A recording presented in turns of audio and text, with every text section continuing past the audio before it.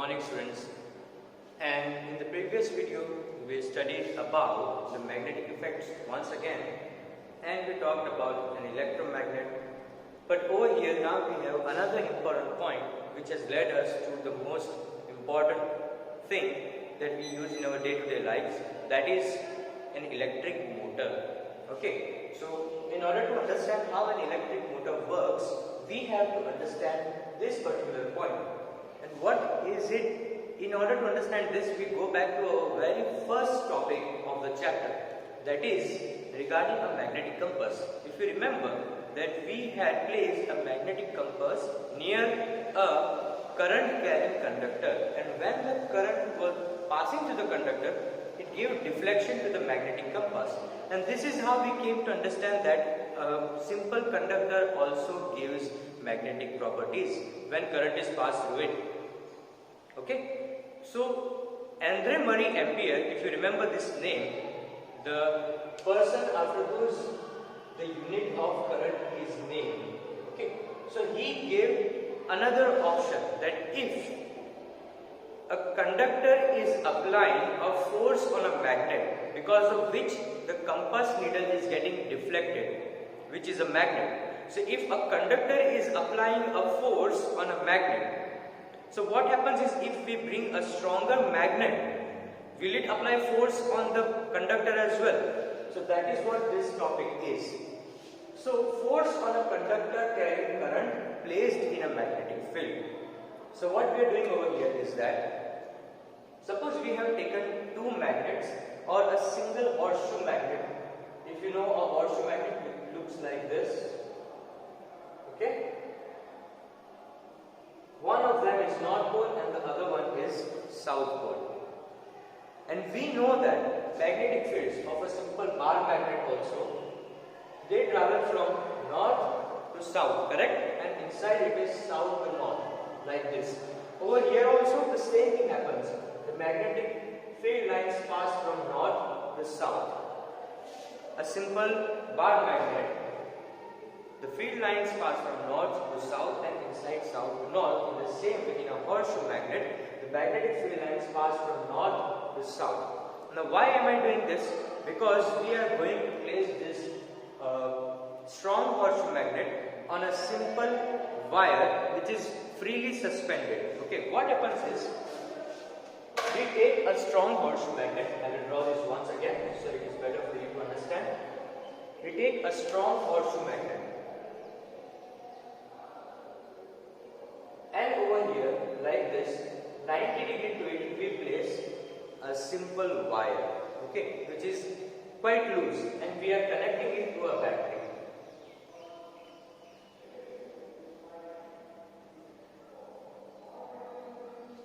Okay, from here, north to south, the magnetic field lines are passing like this. We are not able to see them, that is why I place this in a dotted lines. But conductor is placed exactly over here. So imagine if this is a conductor, then a horseshoe magnet is placed on top of it like this. And we have taken two wires from these two ends and placed it over here with a battery. So this conductor is actually a very thin and loose wire. Okay. Now what happens is, as soon as I switch on the circuit, the current starts passing through it. And you will be amazed to see that this conductor or this wire actually moves. What will happen is, this wire will move like this. It will move towards the horseshoe magnet. Or if you have freely suspended this wire, it will move away from the magnet. So what will happen is, this wire will actually move towards the magnet or away from the magnet. This proves that in the very first topic of the chapter, that when a wire was applying a force on a magnet, that is a compass, in this case it is the exact opposite, that is a strong magnet is applying the force on the wire as well. So they both are applying force on each other. Now whichever one is stronger will apply more force, so the other one moves. So if the conductor's magnetic field is strong, then the needle will move or the magnet will move, or if the magnet is fixed and we have freely suspended the conductor, then conductor will move. Similar experiment is given in your textbook. Okay, in a textbook they have taken a wire or a conductor like this and they have used very thin threads to hang it, and they have taken two wires which are connected to a battery, and they have taken a horseshoe magnet like this and placed it over here. Now when the current starts flowing through it, the magnet will either move towards the conductor will move towards the magnet or it will move away from the magnet, just like the magnetic needle that was in the compass that moves either in this direction or in this direction depending on the current. Over here in the same thing, the conductor will move either towards the magnet or it will move away from the magnet depending on the direction of the current. So this is what this topic suggests, and this particular thing has led us to the movement of the coil which is in the electric motors. The electric motors is a very simple concept, like I told in the very beginning that we will study about this in the later chapters, and this is what we are doing. This is the very first step to understanding how the electric motor works. Okay? And that is why it requires batteries. Even the ones in your small toy cars or your fans that you use at home, all the electric motors basically work on this principle, that when the current is passing through the conductor, it moves. And how does it move? We will understand the working of the electric motor in the next topics. But for now, I hope this is clear to you that when a conductor is placed in the magnetic field, it will move towards the magnet or away from the magnet in this case. The next thing arises that how do we know that it is either going to move towards the magnet or away from the magnet? So for that, we have a scientist named Fleming who has given a simple rule by using the left hand. Okay? So in the very beginning, we had Maxwell who had given the right hand thumb rule. Now it is Fleming who is giving us the left hand rule. So you have to use the left hand and you have to take your thumb, first finger and your middle finger and arrange them in such a way that they are 90 degrees to each other. I will explain it to you like this. If you observe this way, the thumb and the first finger are 90 degrees to each other.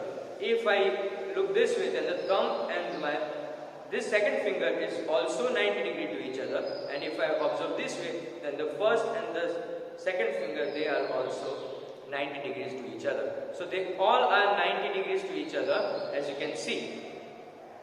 Now this finger, it describes the direction of the magnetic field. This finger describes the direction of the magnetic field. My second finger describes the direction of the current. Then my thumb will describe where the conductor is going to move. So we will observe this with a simple example, okay, of this conductor. Let's say it is placed in a magnetic field like this over here. Correct? So I am keeping it over here like this, and there is a horseshoe magnet on top of it. So from north to south, the magnetic field is moving from this direction, from north to south. Okay? And the current is moving in this direction. So current is moving like this. Okay? Magnetic field is this way. So what happens is, we take our left hand and according to Fleming, all the things 90 degrees to each other. I take first of all the magnetic field which is going in that direction, so I place it that way. The next thing, I will observe where the current is moving. So it is moving from this end to that end. So I will place my second finger in that direction. So as you can see, the thumb is pointing in the upward direction. This means that the conductor will move in this direction. In the exact opposite, let's say that the current is moving in the opposite direction. So I place my thumb in the downward direction and the finger goes that way. That means magnetic field is still in that way. The current is moving from this end to that end. So my second finger is pointing in that direction, and as you can see, the thumb is in the downward direction, which means that the conductor will move downwards. I hope it is clear to you, students. Quite simple. You can do this on your own and find out. Take this conductor, it can be anything like a simple marker or a pencil that you have at home, and try to understand where the magnetic field is going. Now this is very simple. Suppose the current is once again moving in this direction, but now the magnet is reversed. So north is here and south is here. So the magnetic field is moving in this direction. So I shift to this direction once again, and as you can see, my first finger is pointing in the direction of magnetic field, north to south. But the current is moving from this end to this black end, that is the cap of the marker. So I change the direction of the finger like this. As you can see, the current is now moving in this direction. So the thumb points in the downward direction, which is the motion or the movement of the conductor, which it will go in the downward direction. Suppose the current is moving in this direction, so I shift the second finger over here. Now the thumb points in the upward direction, which means that the conductor will move in upward direction. I hope it is clear to you, students. And this was given by Fleming, and it is known as Fleming's left hand rule. So what did we study today? We studied that when a conductor is applying force on a magnetic compass, in the same way, a magnet is also applying the force on the conductor, and hence the topic, force on a conductor which is carrying current, which is placed in a magnetic field. So if the current is passed to the conductor and placed in a magnetic field, then it will experience force. In the same way that this will apply force on the magnet, then the magnet will also apply the force on this. Okay, they both are mutually applying force on each other. Whichever is freely suspended will move. It is like two bar magnets. If you keep south and south on each other and release one of them, it will go away. The same thing is, if I release this one, then this will go away. In the same way, these two bar magnets which are applying force, repel force on each other. In the same way, if a conductor is placed freely, then it will move, and if the conductor is fixed and the magnet is freely suspended, then the magnet will move. Okay? So, force on a conductor carrying current placed in a magnetic field, which was given by our scientist Andre Marie Ampere, and in order to determine which direction it will move, it was given by Fleming.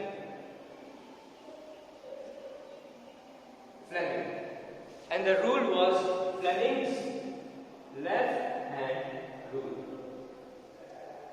Fleming's left hand rule. Current in this direction and magnetic field in this direction.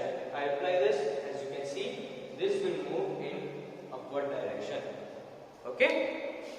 This conductor will move in upward direction. If the current is in opposite direction, then it will move in downward direction. We determined this with Fleming's left hand rule. Don't get confused. This was given by Andre Marie Ampere, but the direction of movement was given by Fleming using his left hand rule. I hope it is clear to you, students. If you have once again any doubts, you can ask me and I will be happy to reply. We'll talk about more of this in the next video. Till then, have a great